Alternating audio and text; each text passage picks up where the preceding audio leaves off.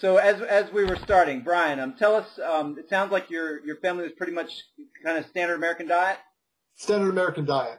Emphasis on meat, some pasta, vegetables here and there, just on the side of the plate, potatoes, asparagus, things like that I never really liked. Cooked spinach I never liked either. Right. Very little fruit. It was just token banana, token apple, some grapes occasionally, watermelon. Okay. Yeah. All right. Now I eat all the fruit I can get. Okay. And how would you characterize your health growing up? Would you say you had the average of annual illnesses, that sort of thing? Sure. I would say almost every year I got a cold. Every few years I got a severe flu where I missed school for a few days and just be completely wiped out. But okay. Other than that, I was generally pretty much okay. I talked to a lot of other people that are not so fortunate. So a lot of illnesses starting early on. So right. Happy in that regard. Okay, that's good. That's good. Now, at what age did you start to consider? Well, before I ask you that, what about fitness? Were you athletic into sports? I always played neighborhood sports. I played some organized sports, baseball especially. I played one season of football for school, season of basketball for a township league. But I was always playing basketball and football as much as I could in junior high and high school. Okay. And then at what age did you start to question traditional diet? It was 4 years ago, so I was 32. Okay. A friend of mine, he was spreading the word about green smoothies.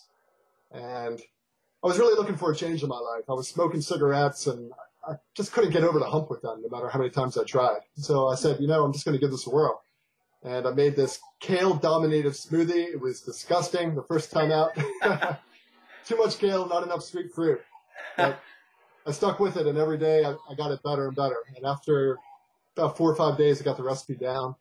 And the fifth day, I recall, it was a Friday. I was at work, and the sun was shining. It was a late April day, and I just felt extraordinary, like better than I ever felt in my life. It doesn't take that long for the effects to really hit you. Right. And 2 days later, I smoked my last cigarettes, and I knew that drink is for real. And I said, I'm going to drink that every day. All right. So tell us a little bit about what happened in terms of your health as you progressed along this route. Did energy change, skin, clarity of the eye, that sort of thing? Oh, the mental clarity and the energy, they just went through the roof. And I took a vacation in July that year, and this is after 2 months of having smoothies every day for breakfast. And early on in my trip, I began having smoothies in the afternoon as well. I could feel the changes happen on much accelerated pace at that point. That shortly after, when I got back, I became a vegan. My body just simply did not want those foods anymore. Okay. So when you first started doing the smoothies, was it like you were still kind of doing standard diet except for the morning smoothie? And then eventually you introduced another smoothie, and then you decided to go vegan? Exactly. There's one mistake I made to it, and I was having the afternoon smoothies about 2, 3 in the afternoon as opposed to straight up for lunch. That would have been a faster way to get there. Yeah. All right. Okay. And in terms of the vegan, how would you characterize that vegan diet? Was it some cooked food? Was it mostly raw? Was that an issue at all? I was vegan, and then I went raw 3 months later. My friend would do an annual cleanse, and I joined it. It was January 1st, 2011. And our goal together was to go the whole month raw. Okay. I just out of curiosity, I experimented with some of the popular vegan foods, tofu, seitan, things like that. But to me, it just felt like a laboratory experiment, highly processed. I knew whole foods were really the way to go. And I actually got turned on to vegan burritos, and I was a regular over at Chipotle in Qdoba for my first 14 months raw. That was my dinner, three times a week anyway. Okay, gotcha.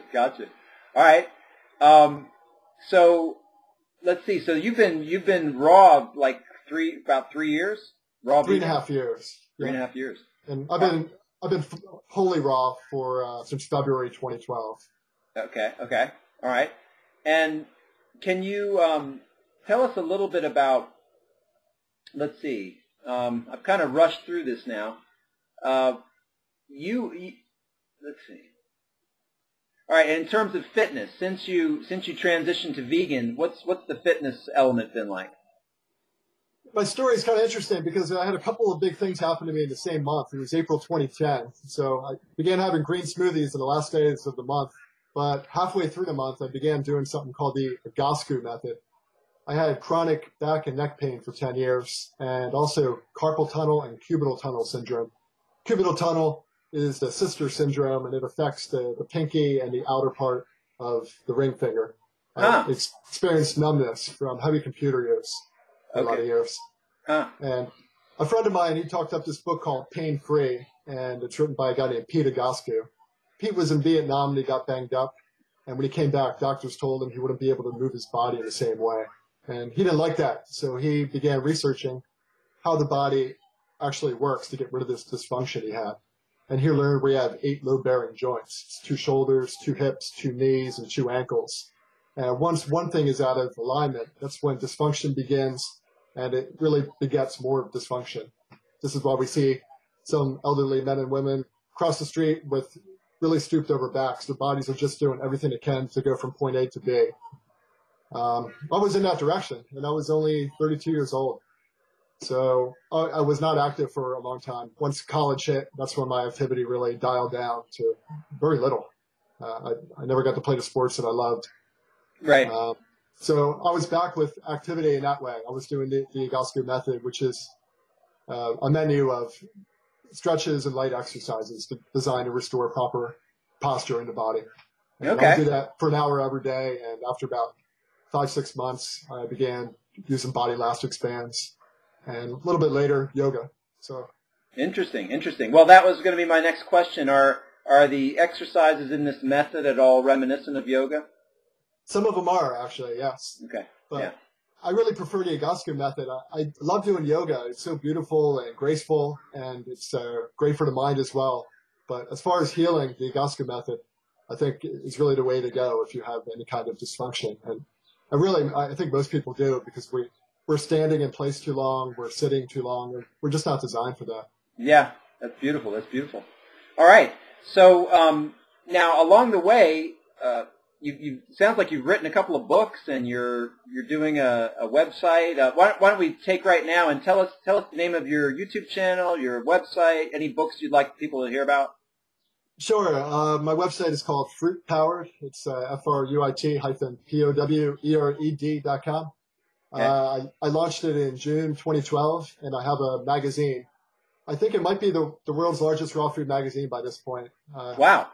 It comes out monthly, and I break it into weekly installments. And I have the hallmark of it is transformation stories. I have 56 so far, and I'm writing profiles on people, doing a modified version of an interview where I start 10 sentences and ask the participant to complete the thoughts based on my research. And the other way is with in first person, these contributed stories.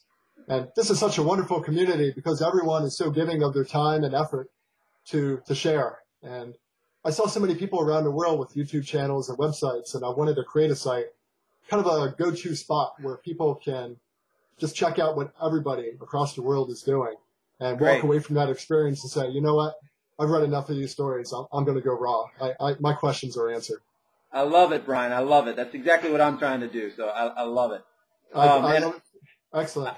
And I've seen some of your videos, and I like them. It's like straight to the point. It's like some of these big names you see, and they answer all these questions. It's really cool. I like how you're doing it.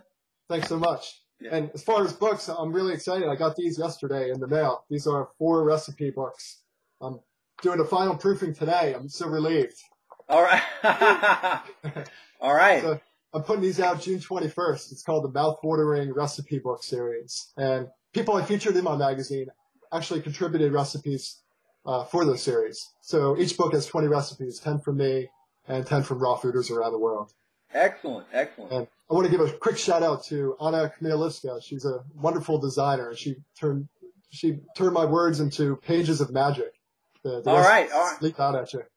Cool. You'll have to text me her name so I can spell it right when I plug her. Absolutely. All right. Or just yeah. So now I'm going to ask you I'm going to shoot a couple of items out at you, and I want you to tell me the conclusions you've reached personally regarding them. So the first one is vitamin B12. I believe in supplementation for it. Okay. I know a lot of people who don't supplement whatsoever. I don't want to go down that route and have issues. Even some people I know who say they don't supplement, when they have an issue, such as tingling in a hand, then they supplement. So it's still considered supplementation whether you supplement every day or once a year. Okay. Yeah. Okay. And then how about vitamin D? I supplement with that as well. Don Bennett is such a great researcher in this field, and I really trust his expert opinion on so many things. And he lives in Florida, and he claims he can't get enough vitamin D at certain periods of the year. I'm all the way in Philadelphia, and I know people in Boston, I've read, can't get any vitamin D, apparently. I don't know whether that's true, but that's what I did read one time. In the winter. And what's your supplementation of choice? Is it a oral, D2, D3? I use I believe it's D3 spray from Mercola.com. I also use the B12 there from Mercola. All right. And how about iodine? What's your take on iodine? Don Bennett, he's also talking about iodine. You know, this has been on my radar for a few months, and I actually just got the solution, this Lugel's iodine solution at Arnold's Way, and I picked it up over the weekend. So I've only used it 2 days. Okay. I couldn't give you any conclusion yet. All right. But I understand that so many are deficient, and apparently it's one thing that is really under the radar as far as supplementation goes. I asked Don a question when I did an interview. I did a long interview with him in December. It's about 8,000 words. And one of my questions was that I had some eyelashes growing in backward, and I thought that was so unusual. They were batting my eyeball. Weird. And he says that iodine is necessary for hair growth. So I'm going to stay tuned for more on that and see if this reverses that. That's interesting. You know, Don Bennett's kind of the reason that I include iodine in that question. I think when I interviewed him, he said when he talks to long-term raw food or vegans, the 3 deficiencies he sees are B12, D, or iodine. So he's been doing it a long time, and I think he knows he's a good resource. Absolutely. All right. I tell you what, Brian. What I'm going to do is I'm going to break this up into parts. Sure. So and to do that with this software I have to hang up on you. So this will be part 1, and then I'm going to call you right back. Okay? Sure.